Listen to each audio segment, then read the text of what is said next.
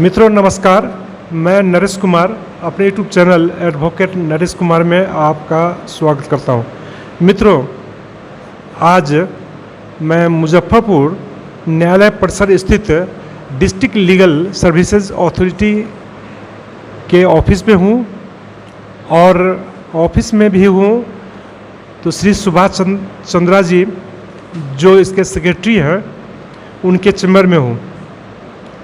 और आपको मालूम होगा ही कि जो सेक्रेटरी अब जो हुआ करते हैं एडिशनल डिस्ट्रिक्ट जज रैंक के अधिकारी होते हैं और आज इनसे जिला विधिक सेवा प्राधिकार मुजफ्फरपुर द्वारा क्या क्या काम किए जा रहे हैं इस संबंध में इनसे जानकारी लेंगे। इसके पहले विधिक सेवा प्राधिकार का क्या उद्देश्य है इसके संबंध में मैं आपको बता दूं। इसका पहला उद्देश्य है निःशुल्क कानूनी सहायता प्रदान करना। दूसरा, कानूनी साक्षरता फैलाना, लोक अदालतों का आयोजन करना, विवाद निपटारे के लिए वैकल्पिक समाधानों को प्रोत्साहन देना, अपराध पीड़ित व्यक्तियों को मुआवजा देना। जो विक्टिम कंपनसेशन एक्ट है उसके तहत विधि सेवा प्राधिकार द्वारा पीड़ित परिवारों को दिया जा रहा है। तो मित्रों, हमारे सामने विधि सेवा प्राधिकार के सचिव माननीय श्री सुभाष चंद्रा जी बैठे हुए हैं, उनसे बात करते हैं। सर जरा सा बताएंगे कि आपका जो प्राधिकार का क्या उद्देश्य है और आप क्या कर रहे हैं। जी धन्यवाद। जिला विधिक सेवा प्राधिकार का उद्देश्य है लोगों को निःशुल्क कानूनी सहायता प्रदान करना, कानूनी साक्षरता फैलाना, लोक अदालतों का आयोजन कराना, अपराध पीड़ित जो भी हों उनको मुआवजा देना और अनुसूचित जाति इसके जो व्यक्ति जो इनसे लाभ प्राप्त कर सकते हैं उसमें है SC ST के लोग हो सकते हैं, महिलाएं हो सकती हैं, विकलांग व्यक्ति हो सकते हैं, मानव तस्करी के लोग हो सकते हैं और प्राकृतिक आपदा से जो पीड़ित हैं वो भी हो सकते हैं। हिरासत में कोई अगर व्यक्ति है वो हो सकता है और जिनकी वार्षिक आय 1.5 लाख से कम हो उन्हें भी हम लोग विधिक सेवा प्राधिकार से अधिवक्ता दिया करते हैं। तो ये हमारा मुख्य कार्य है और इसमें विस्तृत रूप से जानकारी मैं देना चाहता हूँ कि जैसे हम लोग मुख्य रूप से अभी लोक अदालत पे वर्क करते हैं।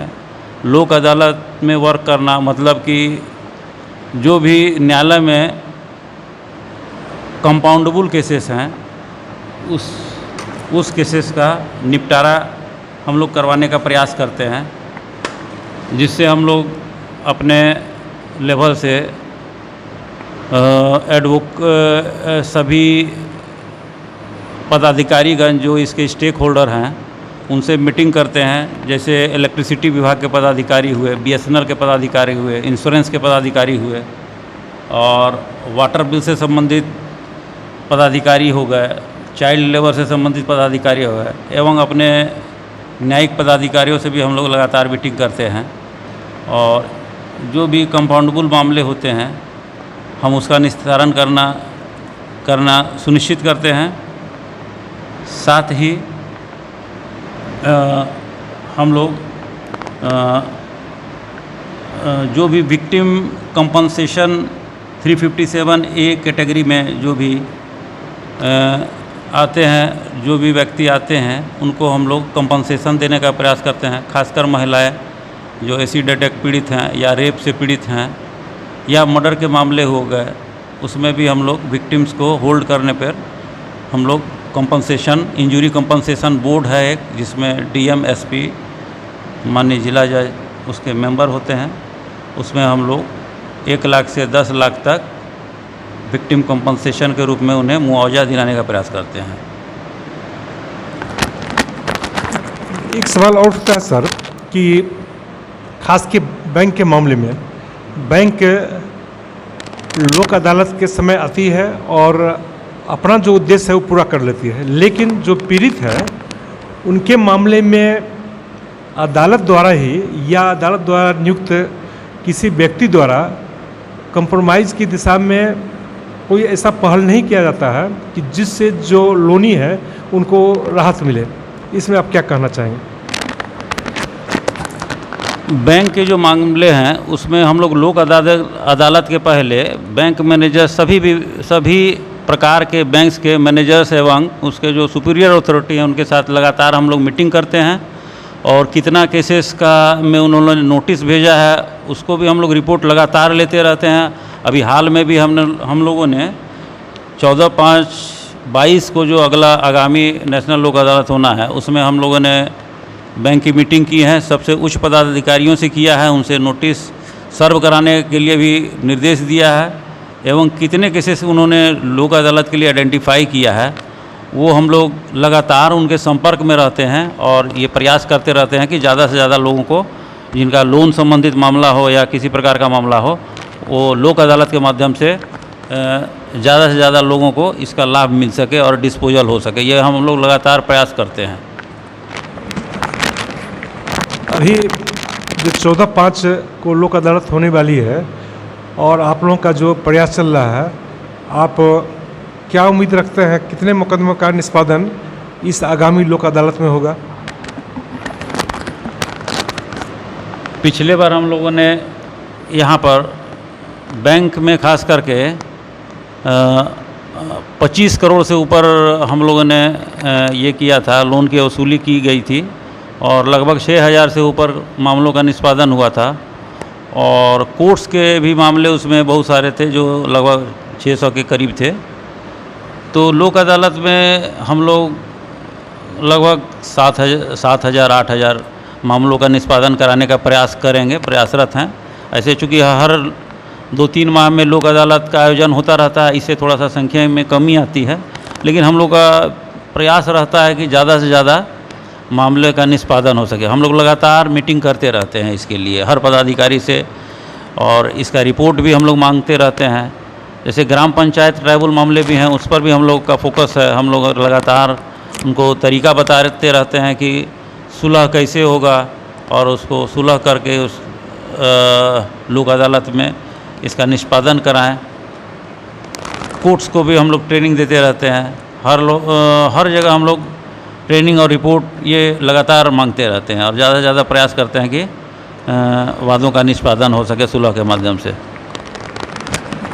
और जहाँ तक सवाल ये है कि साक्षरता अभियान जो आपका है, कानूनी साक्षरता अभियान, इसमें Muzaffarpur district legal service authority को कहाँ तक सफलता मिली है और कहाँ तक लोगों को साक्षर किया गया है?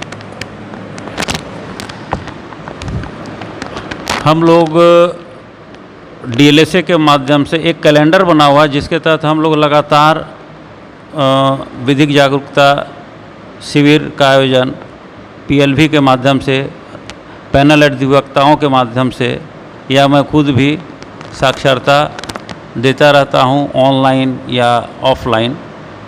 और मैं समझता हूं कि अभी से 2-4 माह पहले हम लोगों ने 2 अक्टूबर से लगातार 1 माह तक विधिक साक्षरता फैलाया था लोगों के बीच कि DLSA का क्या वर्क है, जो विभिन्न माध्यम से हुआ था। पेपर के माध्यम से था, रैलियों के माध्यम से था, वैन के माध्यम से था और हम लोगों ने ऑनलाइन ऑफलाइन हर तरह से, पोस्ट के थ्रू हुआ था, पोस्ट ऑफिस के थ्रू भी हम लोगों ने विधिक साक्षरता फैलाया था।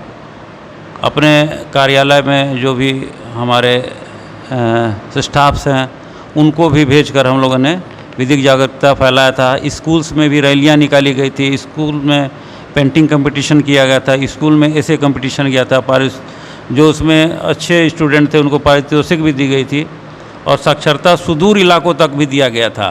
पूरे ज़िले में लगभग सभी गांवों तक साक्षरता फैलाई गई थी। तो हम लोग प्रयास लगातार कर रहे हैं और ऐसे जनरल तरीके से टाइम टू टाइम हमें कैलेंडर के मुताबिक हम लोग साक्षरता गांव-गांव तक करते रहते हैं।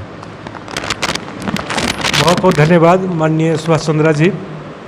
मित्रों, आपने सुना, उम्मीद है आपको वीडियो पसंद आई होगी, तो इसे लाइक करना, शेयर करना, कमेंट करना नहीं भूलेंगे। जय हिंद, जय भारत।